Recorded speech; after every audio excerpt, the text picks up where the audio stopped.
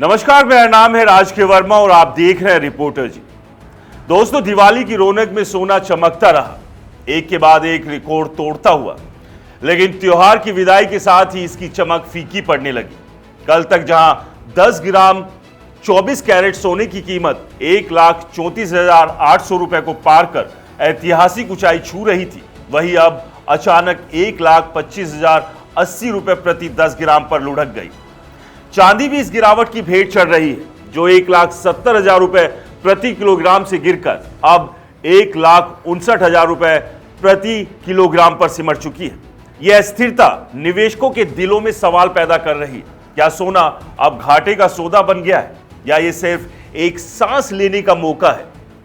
आंकड़ों की रोशनी में इस गिरावट की कहानी को अगर समझे तो जहां आंकड़े ना सिर्फ चेतावनी देते हैं बल्कि भविष्य की झलक भी दिखाते हैं। दिवाली 2025 के बाद की यह गिरावट कोई अचानक से घटी घटना नहीं, बल्कि एक सुनियोजित सुधार यानी करेक्शन का हिस्सा लगती है। 20 अक्टूबर से शुरू होकर 24 अक्टूबर तक सोने की कीमत में 7,690 रुपए प्रति 10 ग्राम की कमी दर्ज की गई, जो कुल 5.7% की गिरावट है। चांदी में यह आंकड़ा और चौंकाने वाला है, 11,000 रुपए प्रति किलोग्राम की कमी, यानी 6.5% का झटका। एक्सपर्ट्स के मुताबिक रिटेल स्ट्रेंथ इंडेक्स यानी RSI ने ऐतिहासिक ऊंचाई यानी ओवरबॉट लेवल छुआ, जिसके बाद यह सुधार अपरिहार्य था। NCX पर 22 अक्टूबर को सोने के फ्यूचर्स 1,28,000 रुपए पर बंद हुए, जो दिवाली पीक से 6% नीचे है। दोस्तों, ये आंकड़े साफ बयां करते हैं कि त्योहार की मांग खत्म होते ही बाजार ने सांस ली। इस गिरावट के पीछे ग्लोबल और घरेलू कारण दोनों ने कमर तोड़ी है। सबसे बड़ा झटका आया मजबूत अमेरिकी डॉलर से, जिसका इंडेक्स 106.5 पर पहुंच गया, सोने को महंगा बनाकर मांग दबा दी। इसके अलावा अमेरिकी चीन व्यापार तनाव कम होने और फेडरल रिजर्व की ब्याज दरों में कटौती की उम्मीदों से इन्वेस्टर्स प्रॉफिट बुकिंग में जुट गए।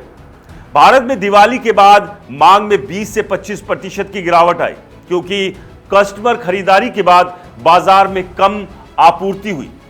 LKS सिक्योरिटीज के जतिन त्रिवेदी बताते हैं, बुलिंग बैंड्स और MACD जैसे इंडिकेटर्स बेयरिश मोमेंट्स दिखा रहे हैं, जिससे गिरावट 1,20,000 रुपए तक पहुंच चुकी है। ये आंकड़े साबित करते हैं कि सोना अब सिर्फ भावनाओं का नहीं बल्कि कठोर फाइनेंशियल हकीकत का शिकार है। इन्वेस्टर्स के लिए गिरावट चिंता का कारण है, खासकर उन लोगों के लिए जिन्होंने दिवाली पर ऊंचे दामों पर सोना खरीदा। मान लीजिए किसी ने 20 अक्टूबर को 10 ग्राम सोना 1,32,770 रुपए में खरीदा, तो वो आज की कीमत 1,25,080 पर यानी 7,690 रुपए का नुकसान हो चुका है, लगभग 5.7% का नुकसान। बड़े इन्वेस्टमेंट में यह आंकड़ा लाखों में बदल जाता है। चांदी के मामले में 1 किलोग्राम पर 11,000 रुपए का घाटा, मतलब औसत परिवार के लिए 10 से 15% की मार। दोस्तों, एक्सपर्ट्स चेताते हैं कि अगर सुधार जारी रहा तो अगले हफ्ते 1,19,000 रुपए तक गिरावट संभव है। लेकिन याद रखें, यह शॉर्ट टर्म लॉस है। लॉन्ग टर्म में सोना अभी भी 50% ऊपर है। 2025 की शुरुआत से फिर भी जल्दबाजी में बिकवाली घाटे का दोगुना कर सकती है। क्या अब सोने में इन्वेस्टमेंट घाटे का सौदा है? तो बिल्कुल नहीं, बल्कि ये खरीदारी का सुनहरा मौका हो सकता है।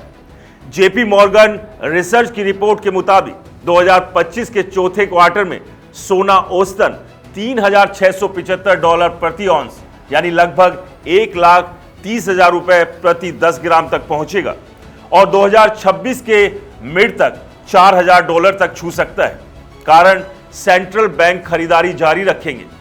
RBI ने 2025 में 770 टन रिजर्व जोड़े हैं। भारत में इन्फ्लेशन 6.2% पर है, जो सोने को हेज बनाता है। मोतीलाल ओसवाल के मनाव मोदी कहते हैं, ट्रंप की टैरिफ पॉलिसी और मिडल ईस्ट तनाव से डिमांड बूस्ट मिलेगा। अगर आप लॉन्ग टर्म इन्वेस्टर हैं तो डीप पर 5 से 10% पोर्टफोलियो एलोकेट करें। यह घाटे से बचाव का हथियार बनेगा। चांदी की कहानी सोने से थोड़ी अलग है, लेकिन उतनी ही आकर्षक। 24 अक्टूबर को 999 प्योरिटी चांदी 1,59,000 रुपए प्रति किलोग्राम पर ट्रेड कर रही है, जो दिवाली पीक से 6.5% नीचे है। फिर भी 2025 में चांदी ने 70% रिटर्न दिया।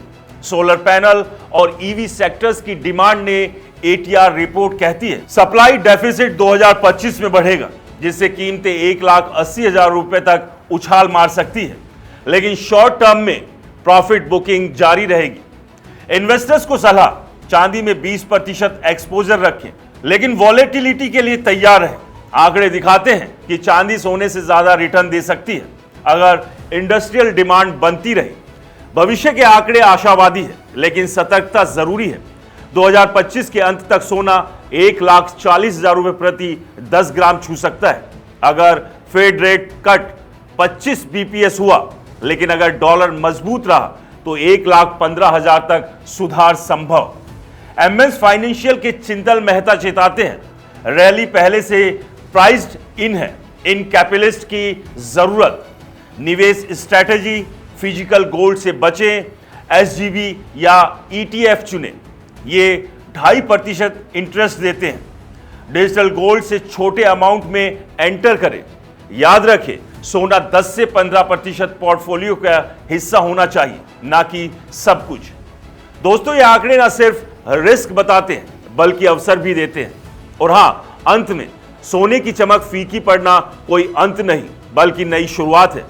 जिन्होंने ऊंचाई पर खरीदा वो घाटे की आग में तप रहे हैं, लेकिन लॉन्ग टर्म विजन रखें। इतिहास गवाह है कि सोना हमेशा लौट कर चमकता है। नए इन्वेस्टर्स इस डीप को अवसर माने, लेकिन आंकड़ों से निर्देशित होकर।